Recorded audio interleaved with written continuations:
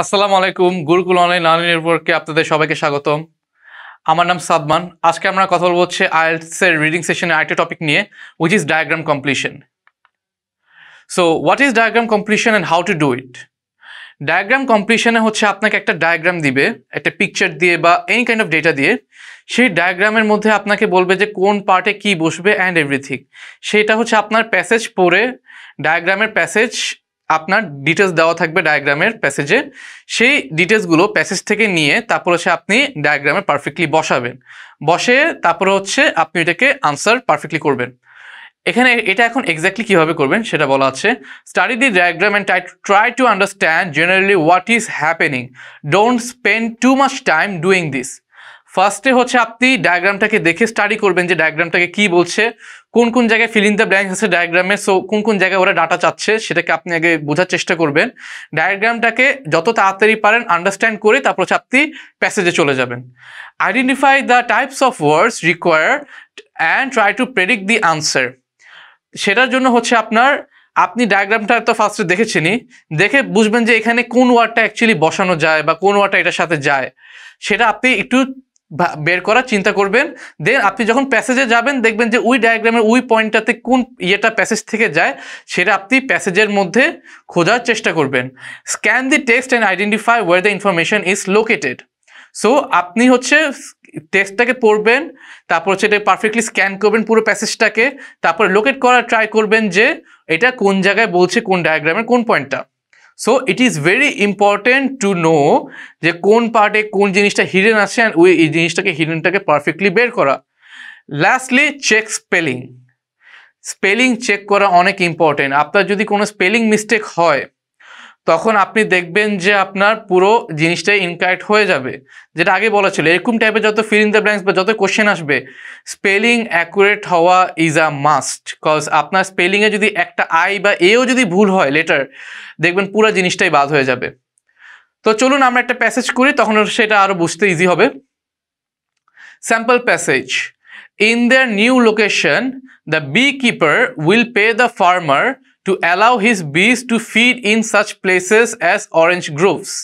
মানে নতুন লোকেশনে বি কিপার ফার্মারকে পে করবে যদি বিরা যদি অরেঞ্জ গ্রুভসে যদি ওখান থেকে রস নিতে পারে আর ওখানে যদি খেতে পারে। The honey produced here is fragrant and sweet and can be sold in by the beekeepers. ওই জায়গায় যে মধুটা তৈরি করা হয় সেটা অনেক মিষ্টির গ্রান হয় আর অনেক সুন্দরও হয়, আর ওইটা খেতেও অনেক মিষ্টি হয়, আর ওইটা বি কিপাররা হচ্ছে মার্কেটে সেল করতে পারবে। টু এনকারেজ দ্য বিজ two produce as much as honey possible during this period, the beekeepers open the hives and stack extra boxes called suppers on top. So the beekeepers open the hives and stack extra boxes called suppers on top. এটা কিন্তু একটা details দেওয়া, এটা always এরকম mention করা থাকবে। তো এরকম কি পয়েন্টসগুলোকে খেয়াল রাখবেন যখন আপনি পরে যখন ডায়াগ্রামটাকে শো করবো।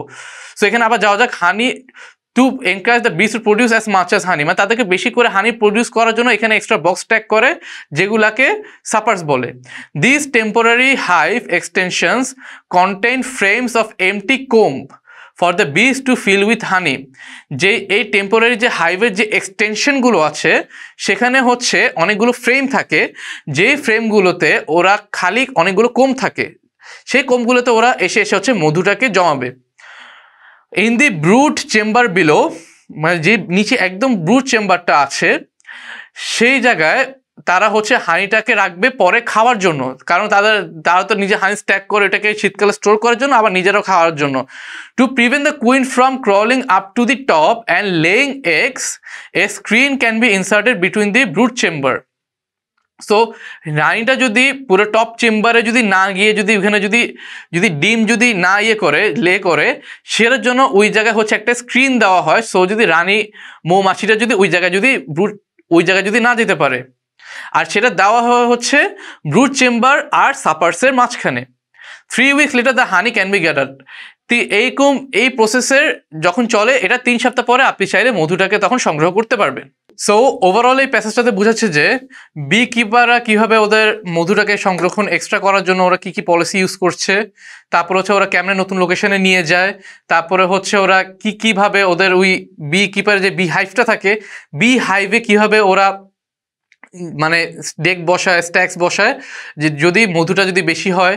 সেকেন্ড প্যাসেজে তারপরে বলা আছে যে এক্সটেনশনটা যখন করে ওরা ওদের ওই হাইভের মধ্যে সেটার জন্য বেনিফিটটা কি হয়, তারপরে হচ্ছে কেমনে ওরা মানে যে রানী মৌমাছি সেটাকে যেতে মানা করে, তারপরে হচ্ছে অন্যান্য যে ডিটেলসগুলো দেওয়া আছে এই সেকেন্ড প্যাসেজে সেটা ওভারঅল অ্যাবাউট মধুটাকে কেমনে এক্সট্রা বাড়ানো যায়, কেমনে মৌমাছিরা খাবে।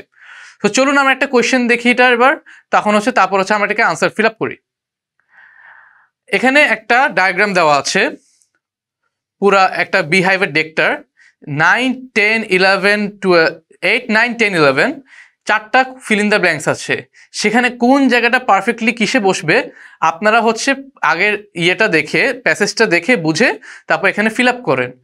তো এখন হচ্ছে ভিডিওটাকে একটু পজ করে দিন, পজ করে ফিল আপ করুন। কনফিউশন থাকলে ভিডিওটাকে একটু রিমাইন্ড করে পিছিয়ে দেখে তারপর হচ্ছে প্যাসেজটাকে একটু ক্লিয়ারলি বুঝুন। তো এতক্ষণ আপনাদের আনসারটি বের করা হয়ে গিয়েছে, তো চলুন এখন আমরা এক্স্যাক্ট আনসারটি দেখি। 8 নাম্বারটা হবে হচ্ছে কোম্ব। কোম্ব দিয়ে ওরা বুঝাচ্ছে হচ্ছে হানি কোম্বের যে ইয়েটা থাকে, সেকশনগুলো থাকে। ফার্স্টের দিকে ওরা বলেছিল যে কীভাবে ওরা ডেক করে, ফার্স্টের প্যারাগ্রাফের লাস্টের দিকে যে কীভাবে ওরা ডেক ডিফারেন্ট করে হানি কোম্বটাকে ওরা রাখে অ্যান্ড স্টোরেজের ব্যাপারগুলো ইন দি টপ সেকশন, তারা কীভাবে হানিটাকে স্টোর করে রাখছে। আর যে ওই যে ফ্রেমগুলো দেওয়া আছে সেটাকে তাই জন্য 9 নাম্বারে তারা মেনশন করছে যে অ্যাবাউট ফ্রেমস, যে স্ট্যাক করে ফ্রেমসগুলো ওরা রাখে so that honey could be stored over there. মাঝখানে হচ্ছে যে ডিফারেন্সিয়েশনটা থাকে যেটা হচ্ছে বিটুইন নিচে যে 11 নাম্বারটা ব্রুট চেম্বার অ্যান্ড উপরে যে থাকে ফ্রেমের মাঝখানে নিচে যে সেকশনটা থাকে সেই জায়গায় স্ক্রিন দেয়, যদি রানী মৌমাছি যদি পার্টটাতে যদি না যেতে পারে সেটার জন্য মাঝখানে যে লেয়ারটা সেটাকে বলা হচ্ছে স্ক্রিন, সেটাও প্যাসেজে মেনশন করা আছে। 8 নাম্বারে তাই জন্য হানিকোম, 9-এর ডায়াগ্রামে মেনশন করা আছে যে ওগুলো ফ্রেমস হিসেবে রাখা, সো ওইটা ফ্রেমস। মাঝখানে যে লেয়ারটা থাকে সেটাকে আমরা পড়েছিলাম স্ক্রিনস, ওটা হচ্ছে তাই জন্য 10 নাম্বার। 11 নাম্বার একদম নিচেরটাকে বলেছিল হচ্ছে ব্রুট চেম্বার, সো এটা ওইভাবে প্যাসেজ থেকে এখানে আসছে ব্রুট চেম্বার। সো এভাবে করে হচ্ছে আপনারা ডায়াগ্রামটাকে দেখবেন, প্যাসেজটা পড়বেন, পড়ে হচ্ছে এই পুরা ওভারঅল জিনিসটাকে ফিল আপ করবেন, গ্যাপসগুলোকে। অলওয়েজ মেক শিওর করবেন যে প্যাসেজের সাথে ডায়াগ্রামটাকে পারফেক্টলি অ্যানালাইজ করে নেওয়া, যে কোনটা কোন জায়গায় রাখা হচ্ছে, কোন জায়গায় কোনটাকে কীভাবে স্ট্যাকিং করা হচ্ছে, কোন পয়েন্টটা কোন ডায়াগ্রামে কী মেনশন করছে ওরা, সেগুলো অলওয়েজ মেক শিওর করবেন যে ঠিকমতো দেখে তারপরে হচ্ছে ওইটাকে পারফেক্টলি ইনপুট করতে। কারণ যদি দেখেন যে আপনি ডায়াগ্রামটা কনফিউজড হন তখন আপনি মেবি এক পার্টের জিনিস আরেক পার্টে বসে দেবেন, তখন এটার আনসারটা পুরো ইনকারেক্ট হয়ে যাবে।